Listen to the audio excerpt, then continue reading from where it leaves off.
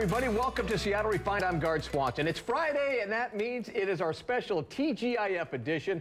And today we're taking a closer look at great events to attend this weekend, some tasty treats, new movies, and so much more. And to get it all started, let's bring in Refined.com managing editor Britt Thorson. She's here like every Friday, and she always has her ear to the ground on what's going on. I was going to say, if you are a wine enthusiast, yes, this weekend is like your Christmas and your Super Bowl all wrapped up into one. We're talking about Taste Washington. This is a big deal. It's a big deal. There's going to be over 300 wineries and 700 restaurants, and they've got a multitude of events. Grand tastings on Saturday and Sunday, parties on the night, seminars if you just love wine and want to learn more about it. I personally just like drinking it. I don't necessarily need to learn more about it, but it's like a big party, right? It is a huge party, and it's all weekend long. And what I love especially is that it's all about local wines. Yeah. And I mean, if you've been on our site for more than 30 seconds, you'll know that we are kind of obsessed with not only wine, but with the fact that Washington is turning into this mecca of places to find outstanding wine. We grow some of the best grapes, in my opinion, in the world, and what that means is that we have some of the best wine in the world. And real quick, I mean, this is super popular, so some of the events could be sold out too, so you better check SeattleRefined.com. Yes, exactly. We have a whole article up on what you can expect this weekend. Some of the events, I will tell you, I checked this morning, have already been sold out, but the good thing about Taste Washington is there are about 5 events every day, so if you can't do one day, go on to the next day. If you can't do one event, go on to the next. So we'll find something for you, we promise. Yeah, and you know what we found too is these French pastries, and you know me and pastries, I just chow. I chow like a dog. They're so good. So if you are a croissant lover, you might want to think about switching things up. There is a new pastry that is making its move in Seattle. Look at that thing. It's called the Queen Amande. It's a French pastry out of the Brittany region of France, and it's very similar to a croissant, but it's a little bit denser and more cake-like. Queen Amande actually translates to butter cake. It's so pretty, you don't even want to take a bite out of it. Well, that's not what our food writer said when he sampled about 5 of them throughout the city. And what he found was that they're all very similar, but all very different. It's like if you give a baker, you know, the ingredients they need, you're going to get a different kind of pastry every time. So I'm just telling you, if you usually have a croissant in the morning, see if your local bakery doesn't carry a Queen Amande and try it out. They're delicious. They are dense, though. They look, that'll spectacular. fill you up till about 1, 2 p.m. in my opinion. Yeah, and you know, and I have to be honest, I'm not a big Eggs Benedict guy. You aren't? I'm not. I've had it like maybe 20 times in my life. I've never really had a good one. Okay, ever. So that I think is the key reason why we have this next article up on SeattleRefined.com, which is the best places in the city to get Eggs Benedict. I like Eggs Benedict. I don't love it, but I have friends who, without fail, every time we go to brunch or every time we go to breakfast, it's always the Eggs Benedict. And they say, tell me if you agree, that the key is in the hollandaise sauce. It's all about the sauce. So we went around the city. One of our food writers had the tough job of trying out a couple different Eggs Benedict, and she was pretty honest about it. Some of the places have great hollandaise, but not so great bread. The bread has to be crispy enough so that it doesn't get soggy, right? That's the worst. Yeah, exactly. Some of them have great eggs, but not great hollandaise. So it's all a matter of, you know, what kind of Eggs Benedict do you like? Now looking at these is like making me want to like skip work and go eat these. Look, you got fries there. Fries with Eggs Benedict. You can have fries with anything. Well, this is America. Come on. All right, how's the book club going this week? The book club is going outstanding. If you're reading along with us, we're reading Swimming Lessons by Claire Fuller. It's kind of a murder mystery. Ooh. Actually, we don't know if it's murder or not. That's what I think personally in my head. It's more of just a straight up mystery. Basically, a husband and wife are married, they have kids, and then the wife starts leaving letters to her husband in the books he collects, and then one day he vanishes. Nice if you haven't twist. started reading yet, you should. We visited the University Bookstore recently to hear their initial thoughts about this month's book club selection. I would say that it was one of those books that once you pick it up, it would be very difficult to put down, and you will not forget it once you do put it down. It kind of starts off teaching you, and then there are all of these moments throughout the book where you can take that lesson and plant it here and plant it there and plant it everywhere. And if you look at it, you can tell how much I love it. It's all dog-eared. I have notes in it. It's falling apart. This, to me, shows how much I really, really love this book.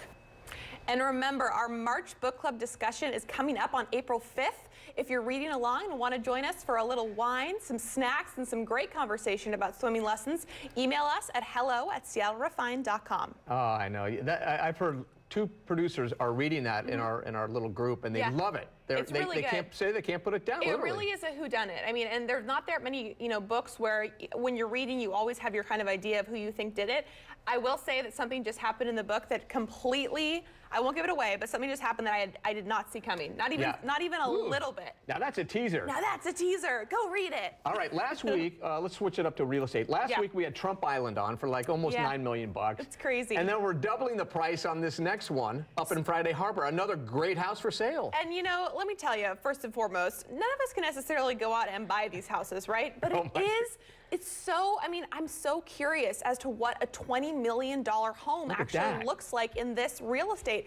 This is on Friday Harbor. It's $20 million. It is the second most expensive house on the market in Western Washington right now. Cool barn, too. Yeah, but this isn't just a house. This is a barn. There are 3 different, koi ponds. It's got like 99 acres, right? It does. There's apple, cherry, and plum orchards. Just in case one orchard isn't enough, this one's got 3. An indoor pool, and this has only really been on the market for a couple weeks. So I never know whether these are things that are going to be snapped up very quickly because it's so much, or whether they could actually be on the market like Trump Island for years, because it's kind of hard to come by 20 million bucos. And I think the FAA gave it the clearance to put a landing strip in there if you have a plane, right? Oh my gosh, yeah, just in case you have a plane, let's just land. And how much was it, 20 million? That's right, 20 million. Oh my gosh. Maybe if everyone watching this could donate $5, send it to care of Guard Swanson. Let's all pool it together, and then it could be like a Seattle refined hangout spot. Bring me the money. I know, and then Guard will bring his plane. Let's talk self-defense now. Okay, so this is a real. All right, so let's learn a lesson. That's not how you kick. And I think some of our instructors that we talked to would tell you that's not how you kick. But this is really important stuff. This is really important stuff. You guys, if you were watching the news in the last couple weeks, you'll remember that there was a female runner attacked at the bathroom of Golden Gardens a couple weeks ago. And she was able to fight off her attacker in part due to a self-defense class she had just taken. And I know myself, some of my girlfriends, some of the writers we've been talking to kind of realized that self-defense is unfortunately a skill, or fortunately, depending on how you look at it, a skill that we should really all have. Everybody. Everyone, not just women. And so we talked to a bunch of self-defense classes around town. We have a whole list of classes coming up. They're not that expensive, but this is just really important, guys. And I think we learned that, we were all kind of shaken to the core a little bit when we heard about that attack a couple weeks ago, especially if you're a runner, you run at night. It's good to know what's going on around you, and it's good to have, the tools in your kit to be able to protect yourself. Heaven forbid, protect yourself if you need to. Or somebody else you're with, Exactly. So that's up on the site as well. All right, dress for success as we switch it up. Dress for success. Let me tell you, there are 2 things I love in this world. One of them is shopping. Actually, there's more than 2, but 2 of them are shopping and giving to local charities. Yeah, no, let me stop you. I love giving to local charities. I hate shopping. You do?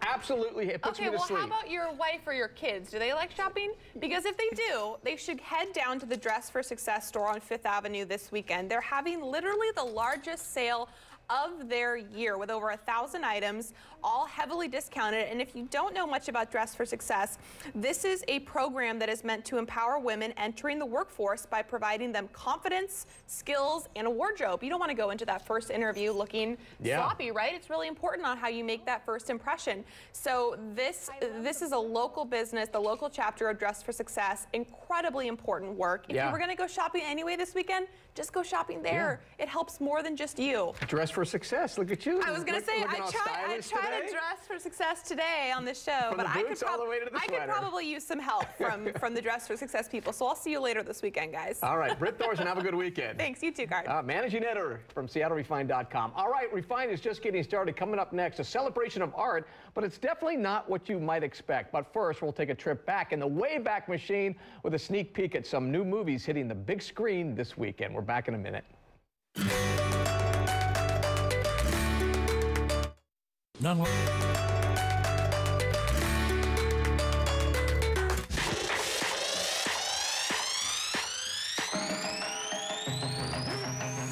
Get ready for some mind-blowing fun under the big top. Our sponsors, Cirque du Soleil, is coming back to town with a new show, and you have a chance to win free tickets all week here on Refined.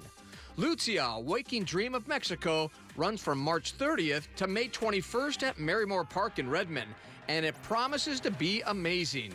The show features 44 performers carrying out incredible eye-popping feats of acrobatics that will transport audiences to an imaginary Mexico that exists somewhere between dreams and reality. Every day this week, Refine will be counting down to Lucia by giving away 2 tickets to a lucky viewer. Log on to SeattleRefined.com/Lucia and enter for your chance to win. Good luck, everybody. Hey, welcome back to Seattle Refined. It's Friday, and that means new movies are hitting the big screen right now, from drama to flicks that will take you back in time. Refined movie guy Scott Cardy has a sneak peek. Well, after an incredible first weekend for Beauty and the Beast, you can bet that will still be a big winner at the box office this weekend, but there's a whole new slate of movies you can catch. For your sci-fi cravings, there's Ryan Reynolds, Jake Gyllenhaal, and Rebecca Ferguson in Life, where a life form that may have wiped out Mars endangers a team on the International Space Station. But for drama with laughs and life lessons starring legendary actress Shirley MacLaine, there's The Last Word. Louis, no. You do not. MacLaine stars as a retired advertising executive facing her mortality and her control freak nature when she asks a local newspaper writer, played by Amanda Seyfried, to write her obituary for her while she's still alive. You want me to write your obituary? That's what I want. Okay. Well, I am the obituary writer. So when the time comes, I will be writing your obituary. I want you to write it now.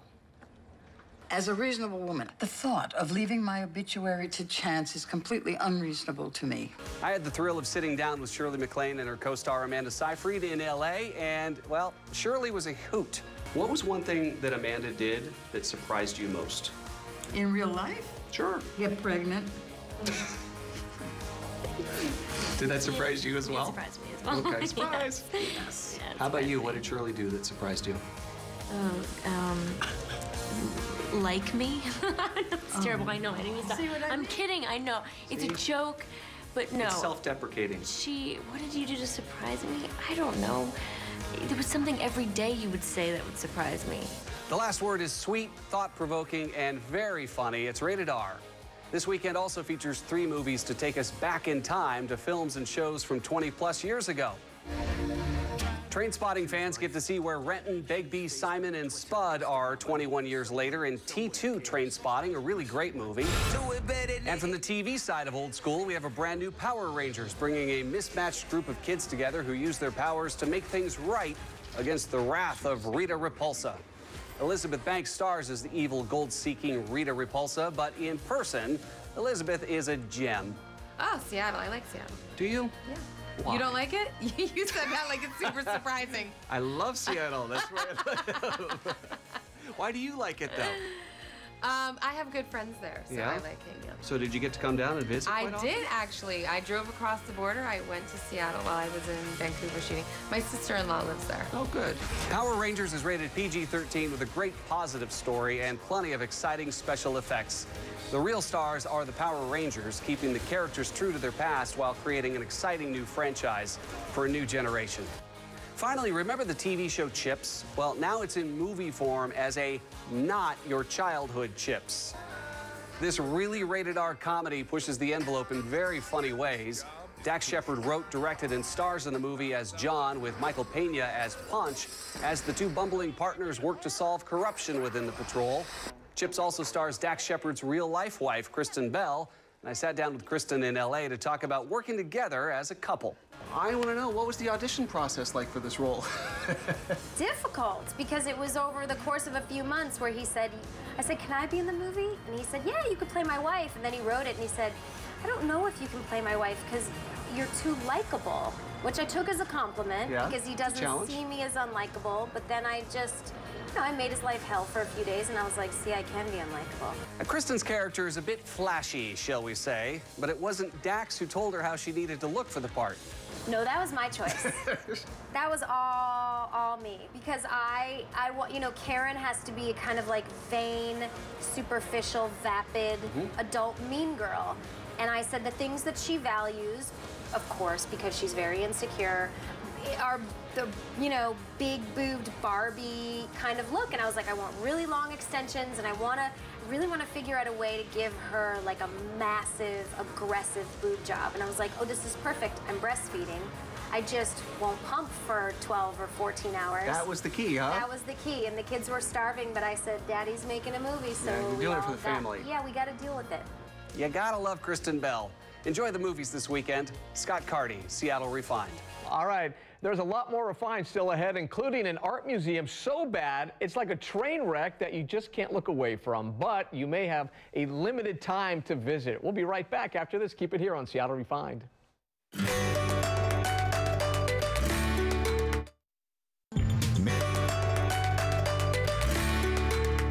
Welcome back to Refined. I'm Guard Swanson. Well, recently we learned Seattle's Cafe Racer is up for sale. It's listed at $135,000. And while we wait to see what's next, Refined's John Prentice shows us inside the official Bad Art Museum, where the art is so bad, it's good. So what is this? Is this surrealism, or what are we looking at here? What does it say to you? You know, that's a quality example of bad art. It's called Lobster Lady, or that's what we call it. What is this cube thing, this wisp? Is that her saying something, or is it a window with the drapes blowing in? It's actually a really good piece. I mean, even though it's bad. Lobster Lady leaves us with more questions than answers. But one thing we know for sure is the official Bad Art Museum of Art is full of terrible paintings, strained mosaics, and renditions of masterpieces that might have the original artists rolling in their graves. Kurt Geisel is the museum's curator. I would describe the art in here as good intentions gone awry. This doesn't look like bad art. This looks like a Van Gogh.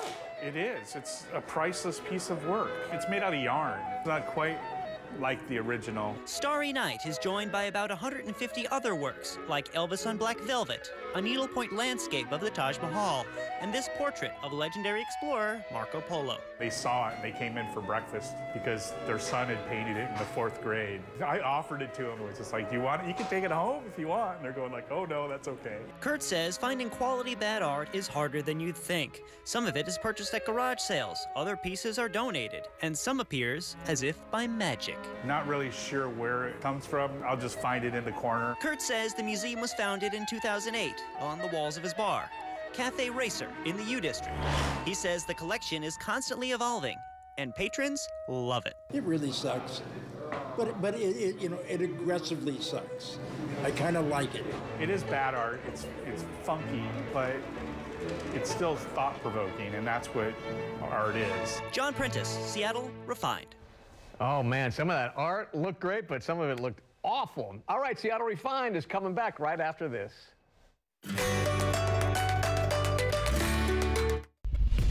Here at Seattle Refined, we never get tired of hearing from you. Like us on Facebook, tweet us your story ideas, or shoot us an email telling us what you want to see on the show. You can find our inbox at hello@seattlerefined.com. Seattle Refined will be right back. All right, we're just about finished with this episode of Seattle Refined, and as we end the show, here are some of our favorite photos and moments of the week. Have a great Friday, everybody, and a better weekend. See ya.